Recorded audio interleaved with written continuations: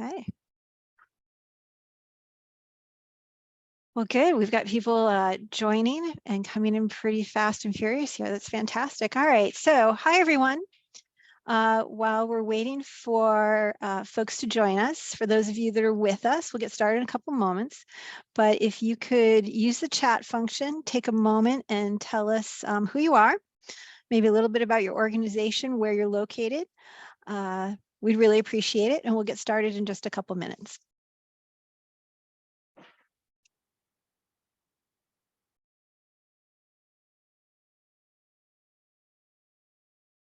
Great. We've got Leslie with us from All Together Now in Philadelphia. Welcome, Leslie. For those of you that are joining, please use the chat function. Go ahead and tell us a little bit about yourself, where you're located. Maybe tell us about your organization, and we'll get started in just a couple of minutes.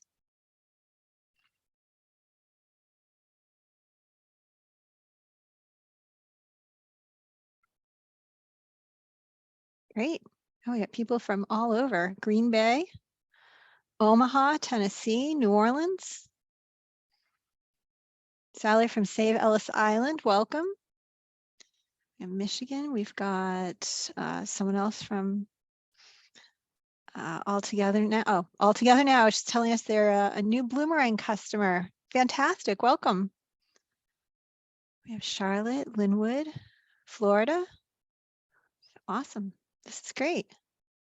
Well, we're excited for you all to be with us today, and we'll get started in just a moment.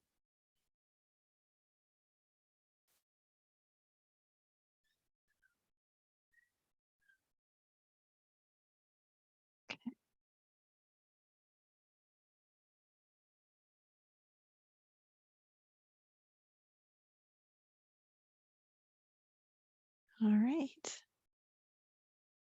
Okay, I think we're going to go ahead and get started, Tammy. Let's see here. Well, welcome. Hope everybody is having a great week. My name is Mary Krogan. I'm the VP of Product Marketing here at Bloomerang, and I'm really excited to be here and to host today's Thought Leadership webinar. We love creating this opportunity. We're bringing together amazing people like our guest, Tammy Zonker, to share their expertise and experience and help all of you and help us create thriving nonprofits. So today we're going to be talking about retaining your year-end givers. And before I turn things over to Tammy, there's a couple housekeeping items I just wanted to cover off on for you. We are recording today's session, and you'll receive the slides along with the recording via email later today. If you have questions, please use the Q&A tab in Zoom to submit those questions, and we'll tackle those with Tammy at the end. And for those of you who are not familiar with us, Bloomerang is a donor relationship management platform, and we're focused on making fundraising easier and helping you foster authentic donor relationships so your nonprofit can thrive. We've got great software that helps you acquire, retain, and engage your donor community. I encourage you to check out our solutions and request a demo at your leisure. But let me just flip slides here. One of the things that I also wanted to just share with you today, we've partnered with the Institute for Sustainable Philanthropy to take a look at how small and medium-sized nonprofits develop their annual fundraising strategies. So we would be grateful for your help. If you'd like to participate, simply click on the link that you see here, and Sarah's going to place it in the chat and participate in the survey. But for right now, we're going to focus on our guest presenter, Tammy Zonker. Tammy is the principal and fundraising strategist at Fundraising Transformed. She is an inspiring international speaker and trainer in the discipline of transformational philanthropy.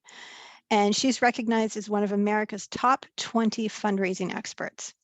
She's a certified AFP master trainer, And she has helped nonprofits and education institutions, healthcare organizations of all sizes raise more than $500 million.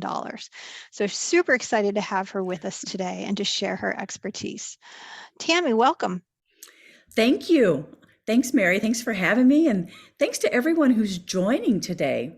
I see the numbers are just continuing to grow and grow. Mary, can you hand me the controls? Yes, I'm going to Thank stop you. sharing Perfect. and take it away. All right. So here we go.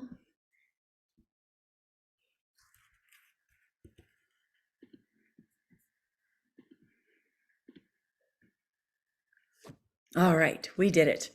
All right, so as Mary said, today we're going to talk about how to make a plan now to delight and retain all those year-end givers, because you're working so hard to capture them or renew your donors with your Giving Tuesday plans, with your year-end appeals, your multi-channels, whether that's a combination of direct mail, email, social, texting, like however you're going about engaging and renewing and upgrading your donors, we want to make certain that they stay with you for the long haul. And I think that's one of the reasons I love partnering with Bloomerang, is that their system is set up for donor retention. So our goal today is to just kind of understand the current state of donor retention. Where are we? And how does the lifetime value of retaining donors factor into our strategies? Why is that important?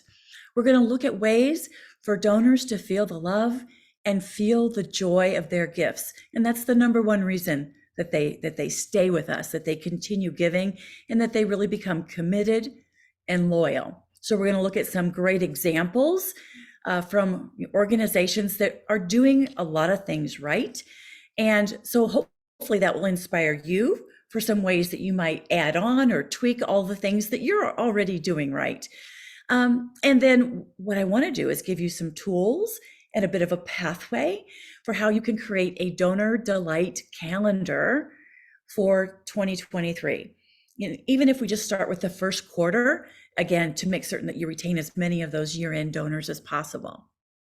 So Mary mentioned the great work done by the Institute for Sustainable Philanthropy.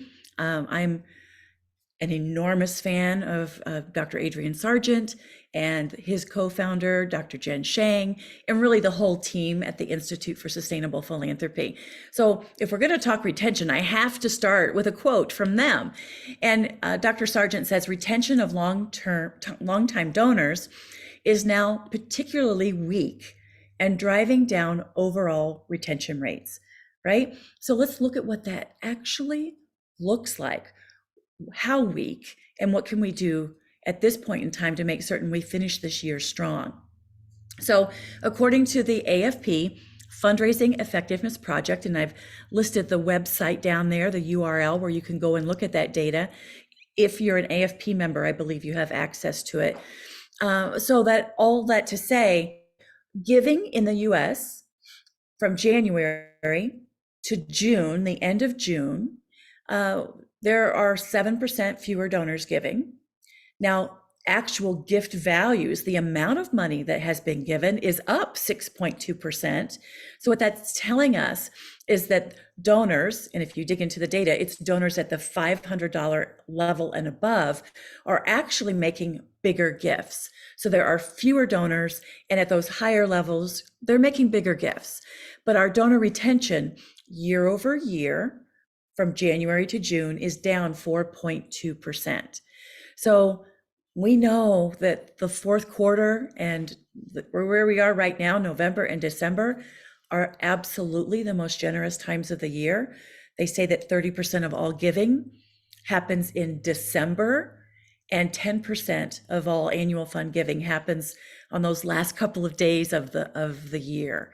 And so what we do now to engage is key to not only our success, but really, making certain that we continue to grow that philanthropic pie.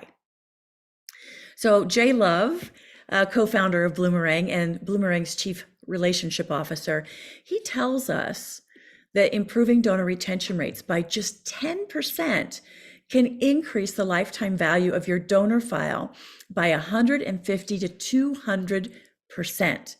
Right? And that's because donors, as they grow with us, as they grow in their loyalty, and as they progress in their careers and their investments, typically their discretionary income increases with age. And so if we can retain donors and continue their giving, and likely those gift values will increase, it has a significant, in fact, a profound impact on the amount of money that you can raise, and that baseline continuing to like rise the annual fund revenue that you can project and realize. So donor retention, donor lifetime value are two measures we absolutely have to track. Now, the folks at the Institute for Sustainable Philanthropy, Adrian and Jen, they just published a new report on October 31st, so just several days ago, and it's called Loyalty Meets Philanthropic Psychology, a New Approach to Supporter Retention. And there's the URL. I encourage you to go to download that free research report. It's 44 pages. It's really brilliant. It's really insightful, as their work always is. And what I've done today is taken some of the nuggets from it and translated it into, here's how we can apply those brilliant insights. So you'll see all the attribution of the components that I pulled from the report. And so if you want to read the full report, you can kind of crosswalk today's presentation with the source document. All right. So they identified through their research 4 factors that drive donor attrition. So why do donors leave us? The top 4 reasons. So first is the area of recognition. So donors are way more likely to lapse or to stop giving to us if they feel that the recognition we offered them is inappropriate or insufficient.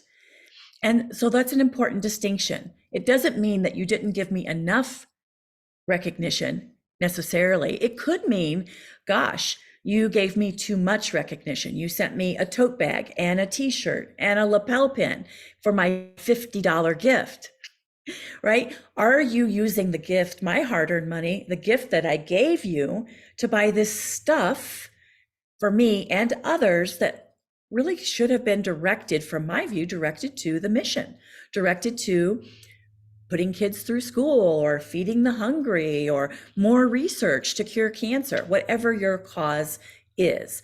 So recognition is one of the things. If we don't get that right, if we don't understand our donors' values and priorities, then it's one of the reasons that they leave us. Number 2, if those donors gave their gifts from a perspective of personal benefit versus that pure joy of giving, that love and commitment to the mission, we're way more likely to lose them. So an example of personal benefit could be, I gave a gift so that I could sit at the table or be at that event that's being hosted by these influencers, these other influencers or credible people in my community. Like, I really wanted to go and hang out with the Kennedys or the Fords or whomever your influencers are in your community. So if there's a personal benefit driving that gift versus altruism, those folks are more likely to not stay with us for the long term. Next, pressure. I mean, if we were strong-armed into giving a gift, if we were asked by a friend and we don't really care about the cause, or if it was a corporate giving ask, right? We'd like all of our leadership teams to get behind this cause this year. If I feel like I didn't really have free choice, if I felt pressured or strong-armed, you're likely not going to keep me for the long haul. So is that really worth it? The 4th reason, service quality. So any donor that feels like the service that they're receiving is subpar, if they don't feel valued or heard, if we don't return their calls in a timely manner, if we make errors in our gift acknowledgement letters and we get the names wrong, or we get the gift amount, or we exclude the restriction language. Those are examples of poor service quality that reduce trust with our donors. And it's one of the reasons that they leave us. So donors with more favorable satisfaction, or those who feel like they get great quality service, either from your organization or from the philanthropy team specifically, or the executive leadership team, they're way more likely to be loyal to you. Likewise, they want to make certain that you are delivering high quality services to the people who are participating in your programs. And if they feel like that service does not honor, respect your participants, if it's not effective in terms of achieving the outcomes that you aspire to, that you promised the donor, that their money would help you to accomplish, then that's another reason why they just won't stay with you. All right. So Dr. Sargent, Dr. Shang, Catherine Edworthy, the research team at the Institute for Sustainable Philanthropy, identified 3 underlying donor feelings that drive gift renewals. The first is satisfaction, next is trust, and the third is commitment.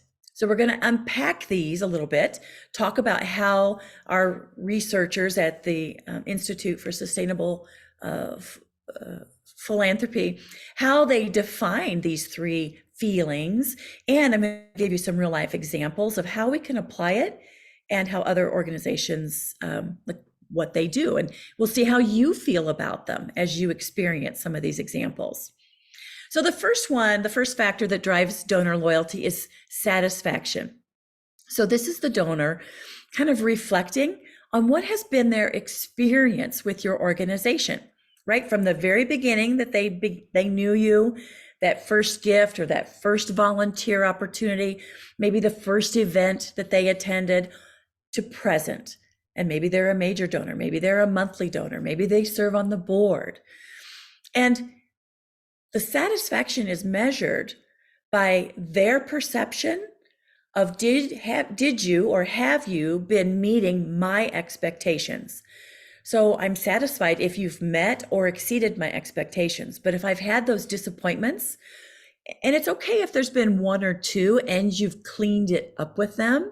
Penelope Burke's research actually says that if you make a mistake and you proactively clean it up with the donor, their trust and their confidence and their commitment to you is actually stronger than before the mistake was made.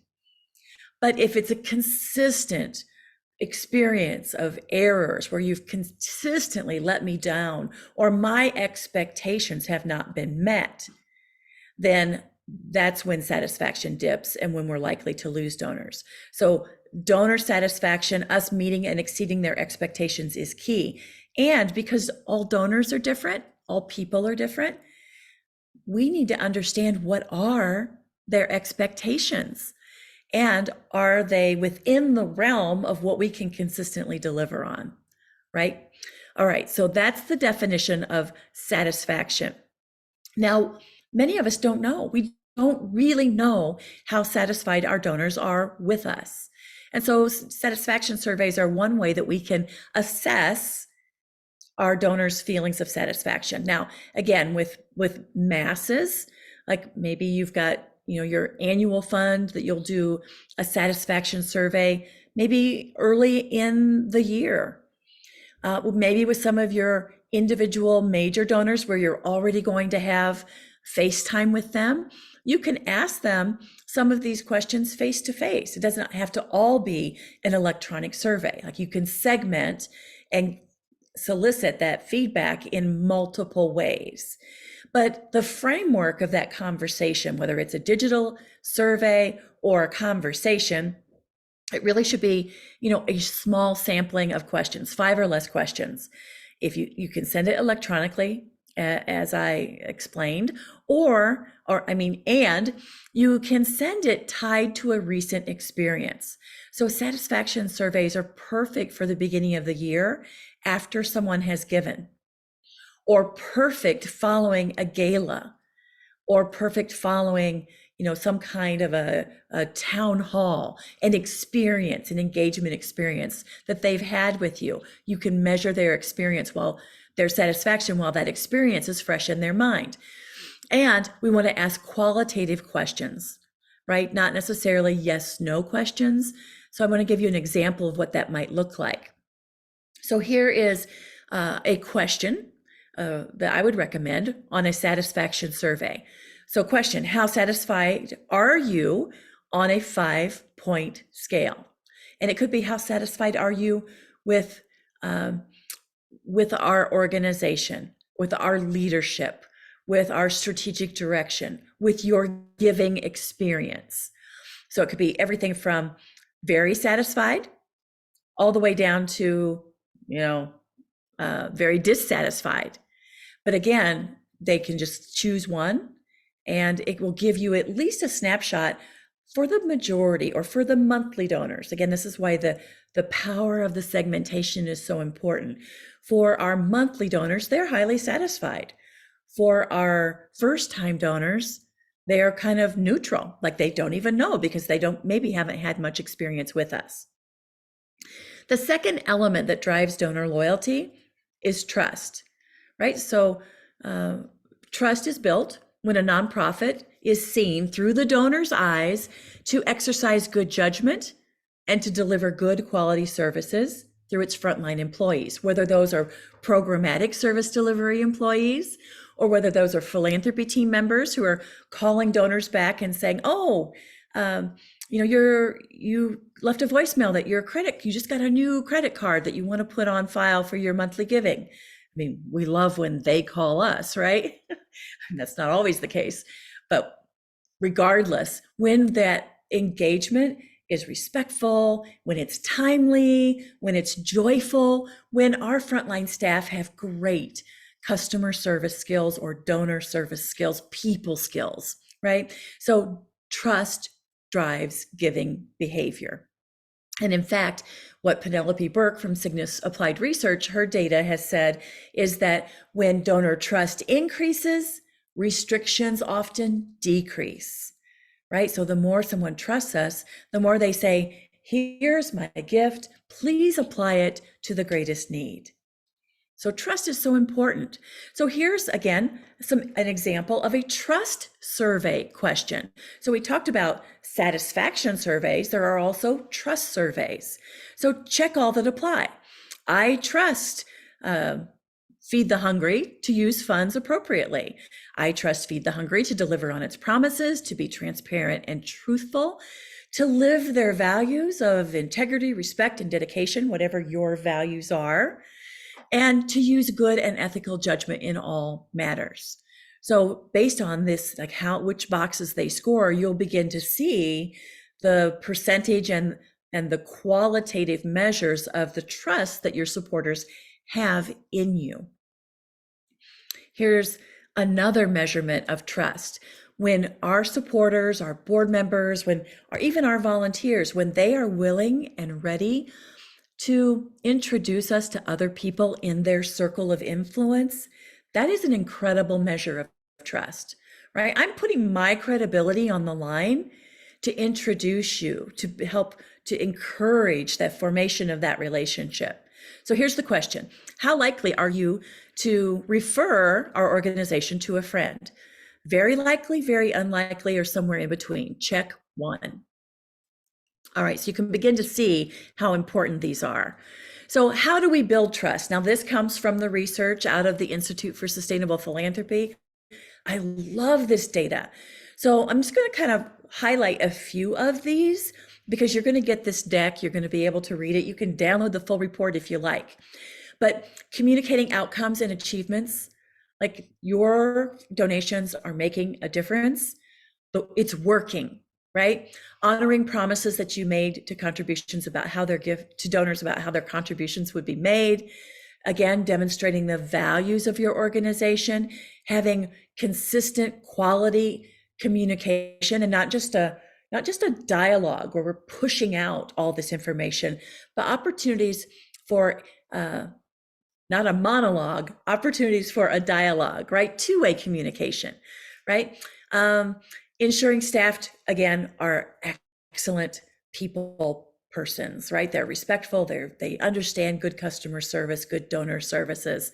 They're prompt, they're effective, efficient, and they're courteous. And just to quote Jen Shang, who I love and adore, she says, focus on people, not on their money. And our donors know when we're focused on their money and not on them, right? So if you want to retain donors, let them feel the love, have them feel authentically, truly valued. And when we truly value them, we do the things that are bulleted here that build trust. All right, so here are some tools that we have for building donor trust.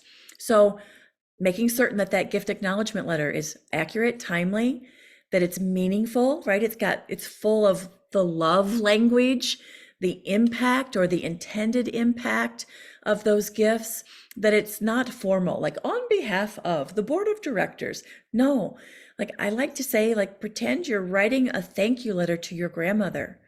You would never be formal. You would say, Grandma, or Dear Bob and Susie, you have the biggest hearts ever. Your generosity is blank, right? So it's lovely. And it's signed Tammy, not Tammy L. Zonker. I mean, sure, my signature with my full name, my signature block is there. But if I'm hand signing, and I hope you are, with a personal note, that's first name. We're building relationships here, not transactions. Newsletters regularly, whether that's monthly. If you say they're going to be monthly, they better be monthly. If you say they're quarterly, they should be quarterly. You've got to keep your promises to supporters and make certain that the content of that quality and the quality of those newsletters and all of the communication is really personal. Impact reports. I'm going to give you an example of an impact report. Donor visits, right? Spending time with them, asking questions about them, getting in their world, understanding what's important to them. Small group gatherings. I mean, we'd all love to have one-on-one visits with every single donor, but there's just not enough hours in the day. And not all donors want to meet with us, at least not one-on-one. So sometimes those small group gatherings are the solution, or town halls, surveys, as we've talked about, courageous conversations, right? Helping donors understand the complexity of our work. Sometimes when a donor says something that isn't accurate, we hesitate to correct them because we are afraid that we will offend them. And that's not the case. Excuse me. So having the courage to say, well, we love that you are, very interested and you believe that we should not spend any more than 20 cents or 15 cents on overhead. But let's just talk through that. Here's what some of the newer thinking is, and here's what we're finding, right? So, or whatever it is, having the courageous conversation and respecting a donor enough to tell them the truth and to not let them continue on with these inaccurate assumptions because we're afraid we're going to lose their gift. Honestly, if you help educate me and expand my thinking and expand my knowledge of your programs or whatever I'm interested in, I'm going to be more endeared to you. All right, transparency, Jen Shang's 5 moral adjectives. If you don't know those, Google it. You'll get 9 adjectives that when we use those adjectives in our donor communication, giving goes up statistically by 10%.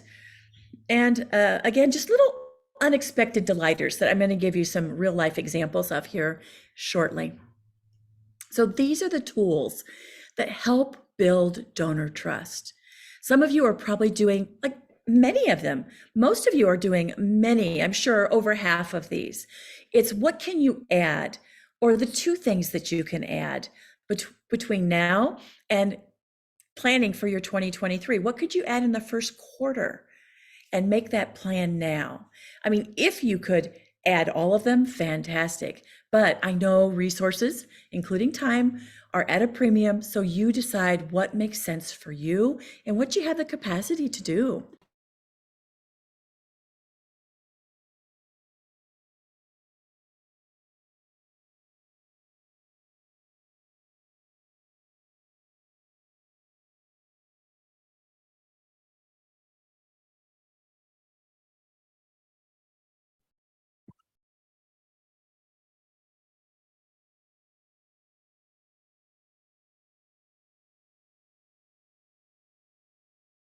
Tammy, sorry, apologies, Tammy, but you're muted.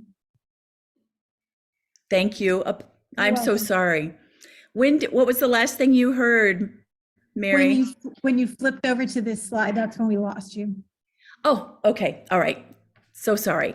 So I was just sharing that a couple of years ago, I became a monthly donor to 7 organizations because I wanted to experience them and their processes. And of course, I believed in the cause. So some of them were big national organizations, some of them were really well respected international organizations, and some of them were grassroots organizations. So I'm going to give you just a few examples from that experience. So I became a monthly donor to the ASPCA, right? A guardian. That's their monthly giving program. So I immediately got, yes, the automatic responder that said, thank you for your monthly commitment of X amount. But then later that day, I got an email with this thank you and this image of this beautiful dog. Now, I'll show you in a minute why they sent me a dog image and not a cat or a horse image. All right, so immediately, I received an affinity survey. They asked me a handful of questions. So if you're developing an affinity survey for people who give to you this year end, or maybe first-time donors, but most of us don't know truly why our existing donors give to us. When we ask them, they might say things like, oh, I just love everything you do. But there is something deeper, and we just need to ask them those deeper questions and guide them in that exploration. So if you're doing an affinity survey, you want to ask 5 questions or less. You want to avoid leading questions and avoid 2-part questions. That's just too complex to get an accurate feedback.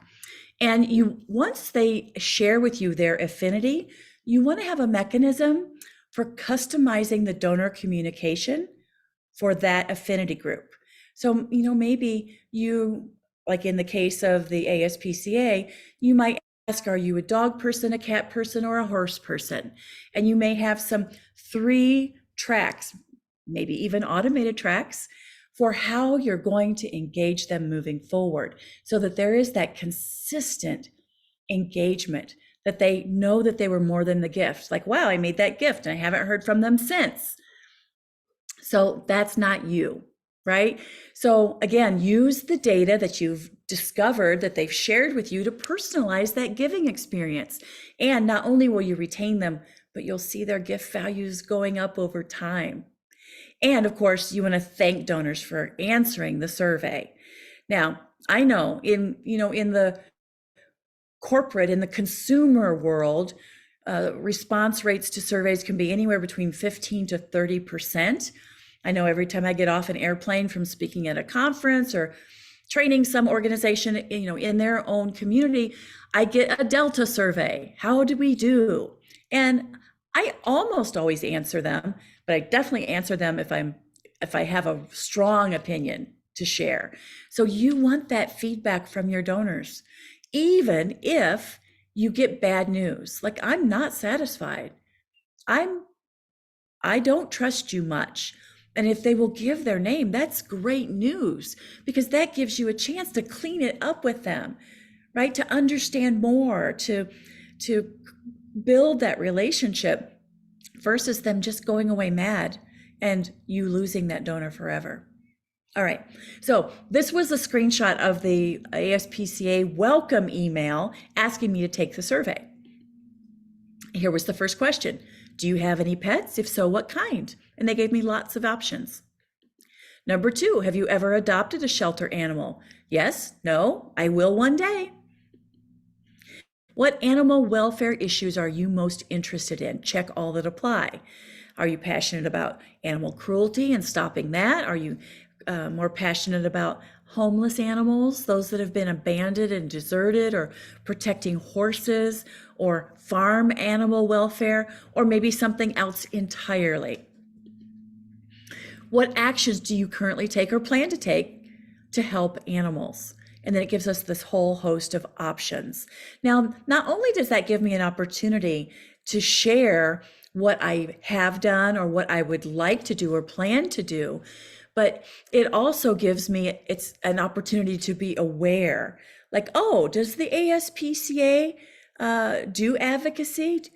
Gosh, does my local animal shelter need volunteers?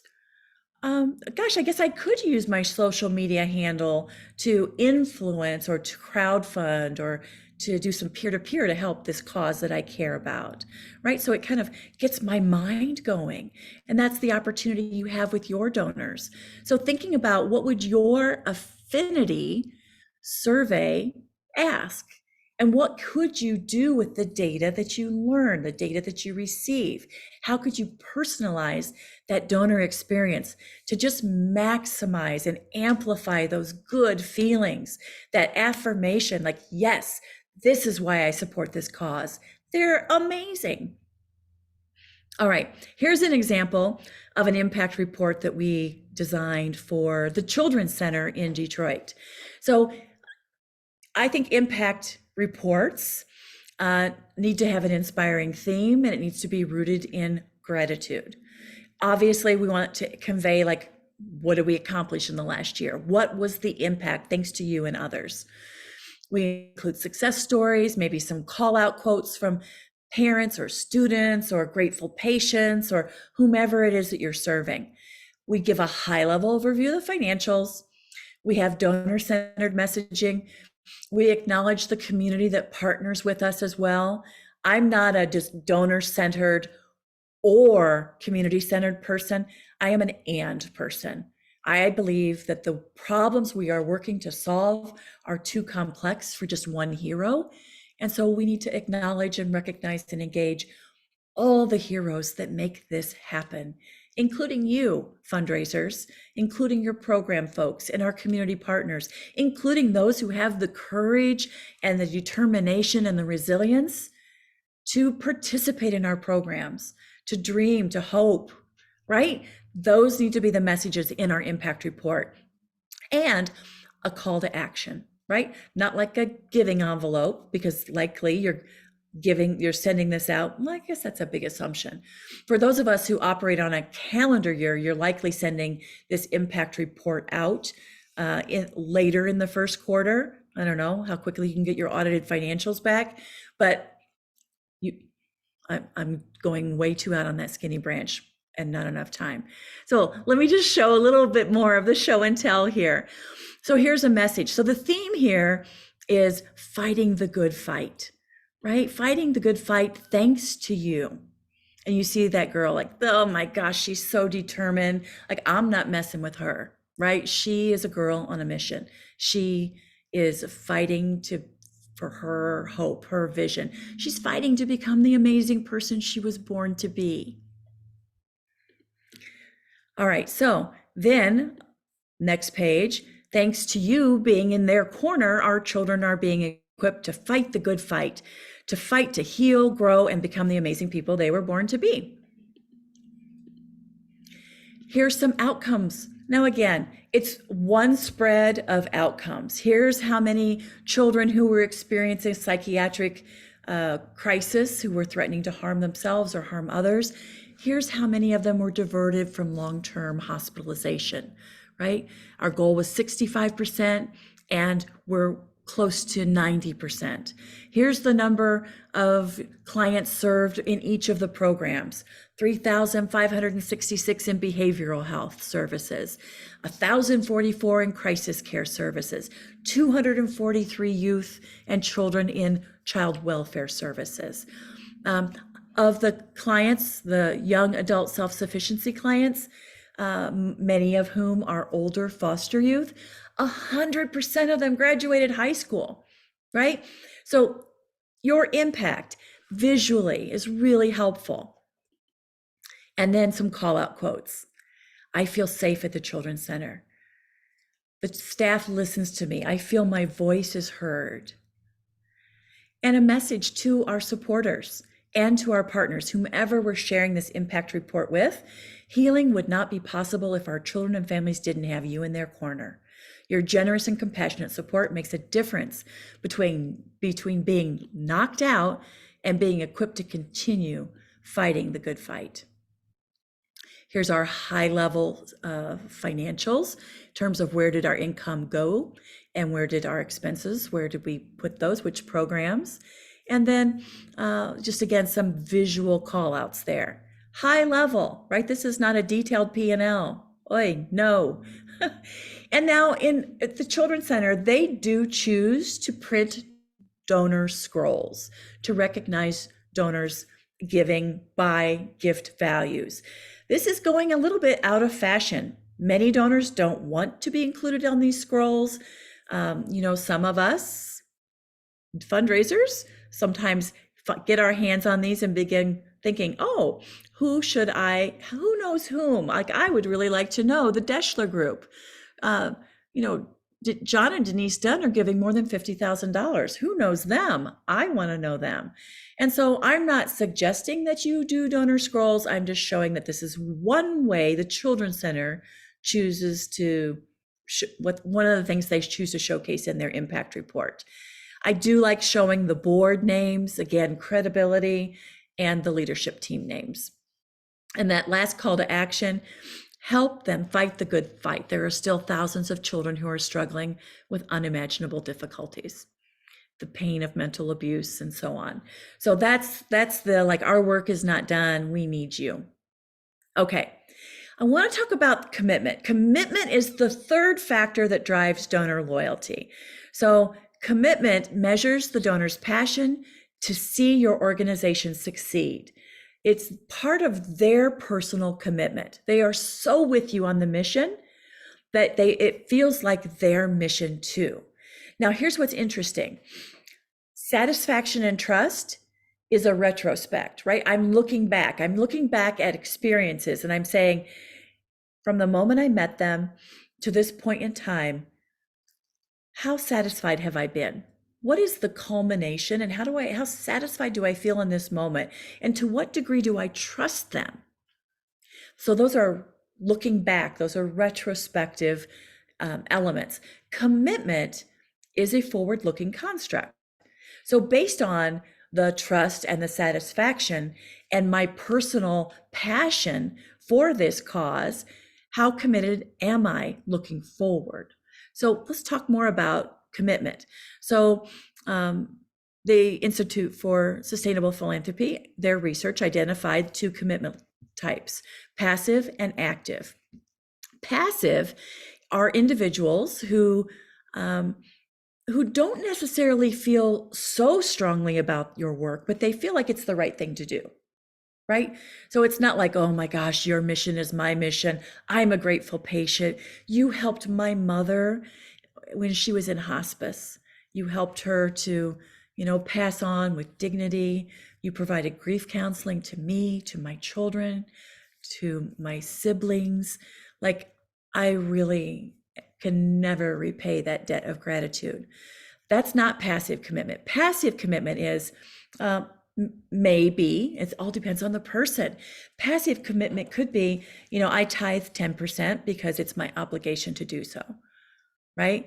Or for someone else, it could be, oh, tithing 10%, that is what I want to do. It is my mission. So it's all relative to the donor and their values. But passive commitment is not deeply rooted passion. It is the right thing to do. Now, another form of passive commitment is, hey, I signed up to be a monthly giver and I keep forgetting to call and cancel. And this is true. When some organizations send out their monthly giving year-end statements, that is a catalyst for people to say, oh, yes, let me call them, let me email them. What's their email address? I want to cancel.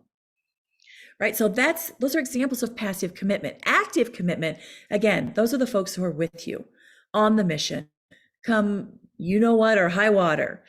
I mean, I have worked with donors who are so committed that they have said, we're foregoing our family vacation this year so we can make this commitment to you, right? That's how much your work means to them.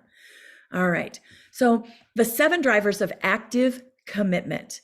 Number 1, it's service quality. Again, do you see me? Do you value me? Do you respect me? Are you responsive? Do I have a high quality experience with you? The second active commitment driver is risk. If I don't give, does that mean there will be a child who doesn't get services? Does that mean that there won't be a grief camp for children whose parents or their special person passed away? Like I continue to give, and I'm actively committed because I fear that if I don't give, something won't happen that really should happen. Shared beliefs, like your mission, that's my mission too.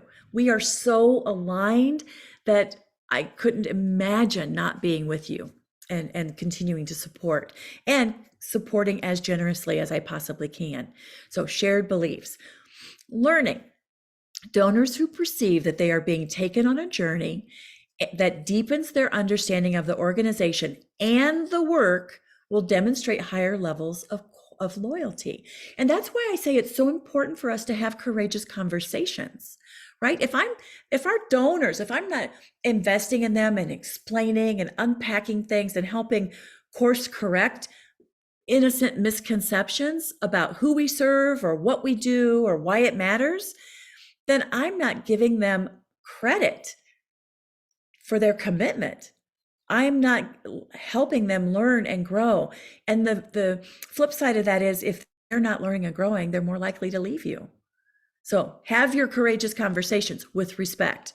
Trust. Again, the more they trust you, the more loyal they'll be. If they have a personal connection to your work, you helped my mom through hospice. I'm a grateful patient. I attended university on a scholarship. If I have a personal connection, if I can relate to those you serve, the people who participate in your programs, I'm way more likely to be loyal and deeply committed.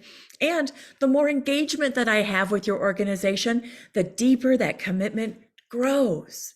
So I want to show you some juicy examples of engagement from a variety of organizations that I work with. So here is Mosaic Youth Theater. So they just did their big auditions for young talent, young artists to get into their program. So this is in the city of Detroit, predominantly a city with about 86% Black residents. And it really helps not only to help children and youth become these young artists, but to graduate from high school, to build commitment, to build life skills. Their mantra is excellence on stage and in life. And this is the class that just got, through the audition process and who are in the program. So imagine getting a text message like, meet the 2022/23 Encore Club, right? Thanks to you, these young artists are going to grow and be excellent in life, on stage and in life. Maybe you invite them to a performance. It's a free community performance, but maybe there's a little section, a little VIP section, or they get to meet some of the young artists after the performance. Very cool, very special. And here's the thing, even if you're just inviting them and the date doesn't work, they don't attend, the fact that you invited them is a show of respect and commitment. It builds trust and it deepens commitment. All right, so this was special at Mosaic. In the center, you see Jeffrey Seller, who is the producer of the play Hamilton. He's a Detroit native, and when Hamilton came to Detroit and did their opening night, proceeds from that production went to the Mosaic Youth Theater. And they had a private reception where the kids and some donors got to meet Jeffrey Sellers. Very cool. And he and his husband gave $1 million from their private foundation to this organization as well. So how cool as a supporter to be a part of that excitement. Here's a video. I made a personal gift to Mosaic Youth Theater as a part of doing a fundraising effectiveness assessment for them. And the very same day after I made that online gift, here's a video I got from their creative and executive director, Dee Lachey. Tammy, thank you so very much for your donation. I am full of gratitude. You continue to bless us with your generosity of spirit and your decision to walk alongside us and help us in our mission to create leaders and lifelong learners through transformative arts programming. I am very, very grateful for you and all that you do and all the ways that you are showing up with us, for us, and community. And I hope that you are enjoying your week and that you're getting to spend some time with your grandson. I look forward to talking with you very soon. Have a great day. All right. So, what would it take for you to shoot a little video and send it to some of your donors as they make their gifts this year end, or even as you get to, January 2nd? We're looking back on the year end, the holidays, and all that we have to be so grateful for. You, Mary, are on the list of one of the many people that we're grateful for. Thank you, right? That personalized video. Here's a couple of donors at the Children's Center. Some of our kids did tear art. I gave them photos of some of our supporters and I said, hey, would you do some portraits as a part of their after school art enrichment program? And they made these beautiful little portraits that I framed and hand delivered to some of our supporters.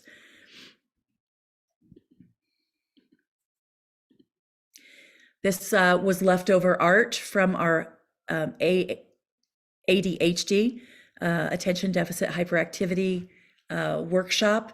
This was a piece of art done by a young man. I think he's 11 years old. And he said, this is what it feels like in my brain. Right. And he didn't want to take it home. And I'm like, oh my goodness, may I have it? Sure, Miss Tammy. So I framed it up and hand delivered it to a supporter. All right. So the factors that drive donor loyalty. Oh, this video. There we go. Here's a video. Here's another video.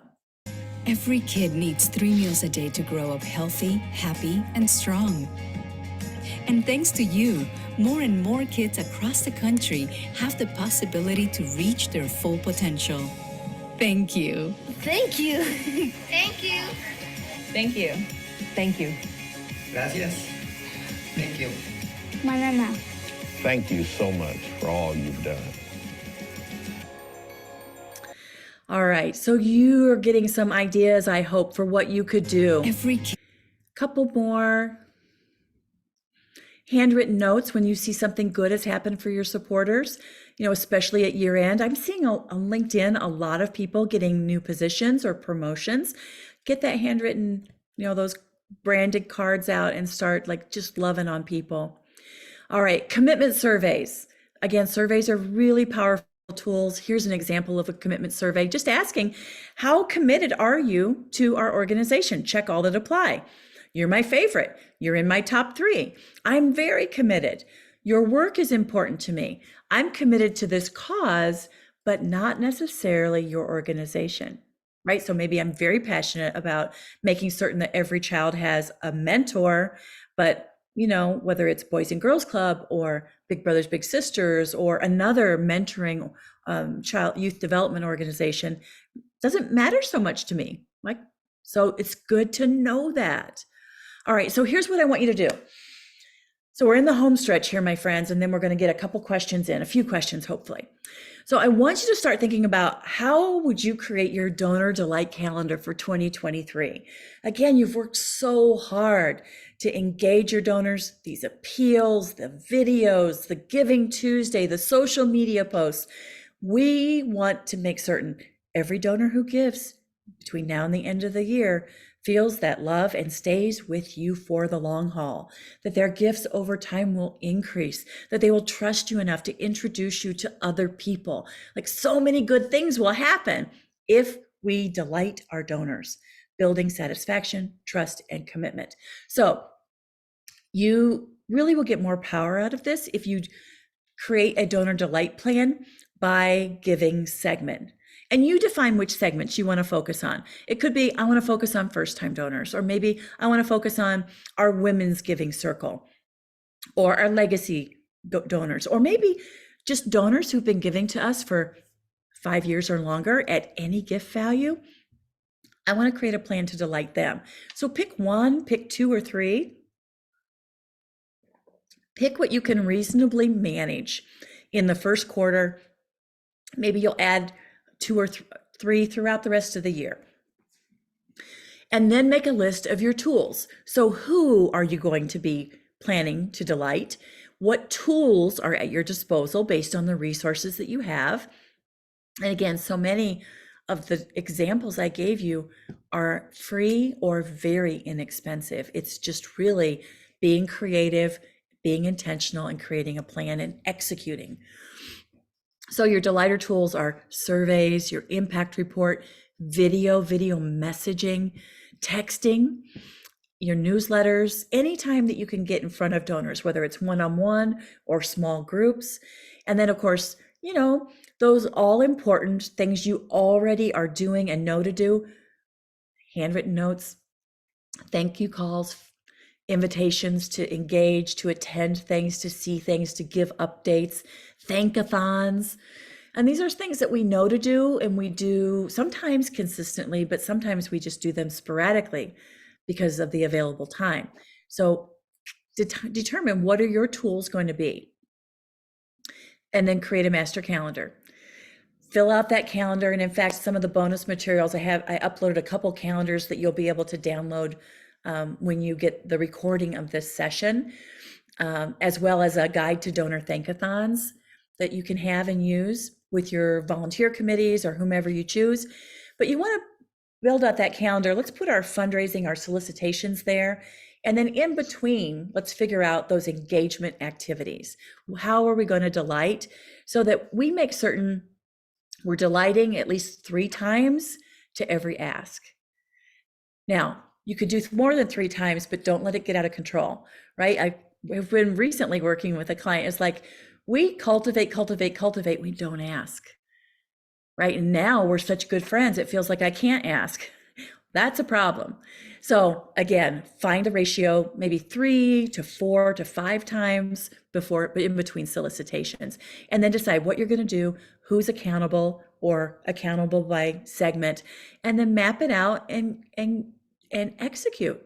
Map your resources that you need to the budget available. It might mean that you need to reallocate some things for the budget or propose some budget additions as you get closer to the next planning for the next fiscal year. All right, last thing, some tools to support you. There's 5 amazing free survey tools. There's 3 top video messaging tools. BombBomb is my favorite. And for individuals that work at nonprofits, there's a free version. And then there's some wonderful SMS, some texting tools, including Kindful, which is, of course, a part of the Bloomerang family. All right, I want to leave you with this thought. If you want to keep your donors, focus on people, not their money. That's the best advice I've heard in forever. I do want to say you're going to get those free downloads, and I also have a free monthly mentor training that would be available if you want to sign up for that. It's called, well, you can see the QR code there. Just take a picture of that when you get this deck, and it'll take you to some other free resources that we at Fundraising Transform provide. Okay, Mary, we have a couple minutes for questions. Yes, thank you, Tammy. That was fantastic. We do have just a couple minutes for questions here. So 2 right off the bat. If you don't have email addresses, is it appropriate to put a survey in the mail with a thank you letter, or what is the best method to reach out? A separate mailing? We don't have a lot of email addresses, and that's from Sally. Yeah, I understand, Sally. So a couple things. You could absolutely mail out a print survey. And in fact, for some demographics, maybe some of your matures, they would prefer that anyway. But one of the things that I've done with clients before is send out a postcard that asks them to, share their email address, to whether they go to a site to enter that, and tell them why it's important. We want to share our e-newsletter to keep you updated on how your gifts are making a difference. We want to keep you, like, it's an information. We will never sell or share your email address. So that's what I would suggest, kind of a twofold. You can send out a printed survey, but I would do a postcard campaign, or at the Thankathon, when you get people live on the phone, say, hey, by the way, while I have you, may we have your email address? That's what I would try. Excellent. All right, we have a question from Monica. Really enjoying the presentation. Quick question, is a successfully retained donor defined as a donor who gives a repeat gift at least annually, or is there a better definition? So typically when we do our donor retention analysis, it is who gave last year that gave again this year. It could be a larger gift, it could be a smaller gift, but they made a financial contribution at least once in the prior year and again in the current year. Excellent. All right, we are at the top of the hour. Tammy, thank you so very much for joining us today. We really appreciated the time and some great advice. Looking at the chat comments, I think people got a lot of value out of this, so thank you. And for all of you that attended, thank you for making the time to join us and participating and engaging. Final slide here, save the date. Our next webinar is on November 17th. Chad Barger is scheduled to join us, and he will be talking about how to ramp up your stewardship program before all those year-end gifts start rolling in. All right, so thank you so much, everyone, and hope you have a wonderful day. Take care.